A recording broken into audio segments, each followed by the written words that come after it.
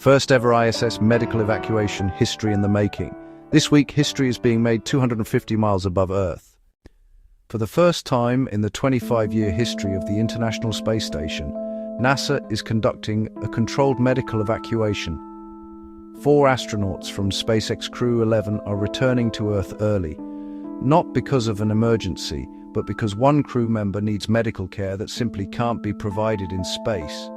Let's break down what's happening, why it matters, and what this tells us about the realities of living and working in orbit. The mission. The 4 astronauts on NASA SpaceX Crew 11 have been aboard the ISS since August 1, 2025. The crew includes American astronauts Mike Fincke and Zena Cardman, Japan's Kimiya Yui, and Russia's Oleg Platonov. Their mission was originally scheduled to last about 6 months, with a planned return sometime this spring. But on Wednesday, January 7, 2026, a medical issue arose, and NASA made the decision to bring them home early. NASA is targeting no earlier than 5 p.m. EST on January 14th for undocking from the ISS, with splashdown off the coast of California expected early January 15th. What we know. Here's what NASA has shared. The affected crew member is stable and not in need of an emergency evacuation. The medical issue did not result from any kind of injury on board. NASA Administrator Jared Isaacman and Chief Health and Medical Officer Dr. James Polk emphasized that the diagnostic tools available 250 miles above Earth are insufficient for the necessary workup. This is not an emergency deorbit, Isaacman clarified. Instead, NASA is describing the move as a controlled, expedited return. The goal is to mitigate lingering risks by getting the crew member to a terrestrial hospital where comprehensive testing can be performed.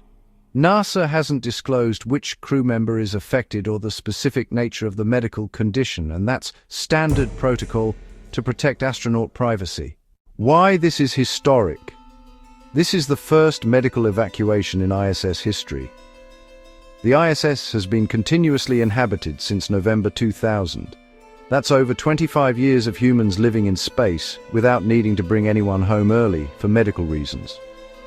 Dr. Polk noted that statistical models had actually predicted such an event might occur once every few years. The fact that it took 25 years to reach this point is a testament to the rigorous screening and health management protocols of the ISS program. Astronauts undergo extensive medical screening before launch. They're monitored constantly while in orbit. They exercise 2 hours a day to combat bone density loss and muscle atrophy. They have access to a medical kit, telemedicine consultations with flight surgeons on Earth, and even some basic diagnostic tools. But space is not a hospital, and some medical conditions simply require the kind of equipment, testing, and care that only exist on the ground. The spacecraft, SpaceX's Dragon Endeavour, is currently being prepared for the return flight. The Crew Dragon has been docked at the ISS since August, and it's designed for exactly this kind of scenario, bringing astronauts safely back to Earth. Ground teams are closely monitoring weather and sea states in the Pacific to finalize the splashdown coordinates. Recovery ships will be standing by to retrieve the capsule and crew as soon as it splashes down. What happens next? The early departure of Crew 11 will leave the ISS with a skeleton crew of only 3, NASA's Chris Williams and Russian cosmonauts Sergei Kudzverchkov and Sergei Mikhayev. Williams will serve as the sole American on board until the Crew 12 mission can be launched, which NASA is now working to accelerate into early or mid-February. Normally, the ISS operates with a crew of 7. 3 is the minimum needed to keep the station running safely, but it means a lot more work for the remaining astronauts. NASA has assured the public that this shift in the ISS schedule won't impact other high-profile missions, including the upcoming Artemis II moon mission.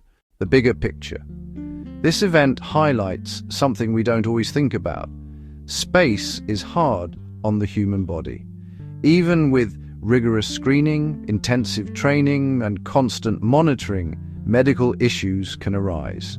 Astronauts experience radiation exposure, bone density loss, muscle atrophy, fluid shifts that affect vision, and psychological stress from isolation and confinement. Most of the time, these challenges are manageable.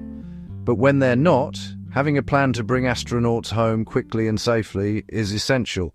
The fact that NASA can execute a controlled medical evacuation calmly, methodically, without panic, shows how far we've come in human spaceflight. This isn't a crisis, it's a demonstration of preparedness. What this means for the future, as we push deeper into space, back to the moon with Artemis, eventually to Mars, medical care in space will become even more critical. A trip to Mars takes about 7 months each way. Once you're there, you can't just come home if something goes wrong. Future missions will need advanced medical equipment, trained medical personnel, and possibly even surgical capabilities in space. This week's evacuation is a reminder that space exploration isn't just about rockets and rovers. It's about keeping humans alive and healthy in one of the most unforgiving environments imaginable. The timeline. Here's what to watch for. January 14th, 2026, Crew 11 undocks from the ISS aboard Dragon Endeavour, no earlier than 5 p.m. EST. January 15th, 2026, Splashdown off the coast of California, early morning weather permitting. February 2026, Crew 12 launch, accelerated timeline to restore full ISS crew. Final thoughts. For 25 years, the International Space Station has been a symbol of what humanity can achieve when we work together. It's been home to astronauts and cosmonauts from around the world. It's been a laboratory, an observatory, and a proving ground for the technology that will take us to Mars. And this week it's reminding us that behind every mission there are real people, people who take risks, push boundaries, and sometimes need help.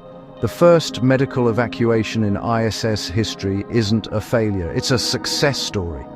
It's proof that we can respond, adapt, and bring our people home safely when they need us. Like, share, and subscribe for the latest updates on this historic event. And as always, keep looking up.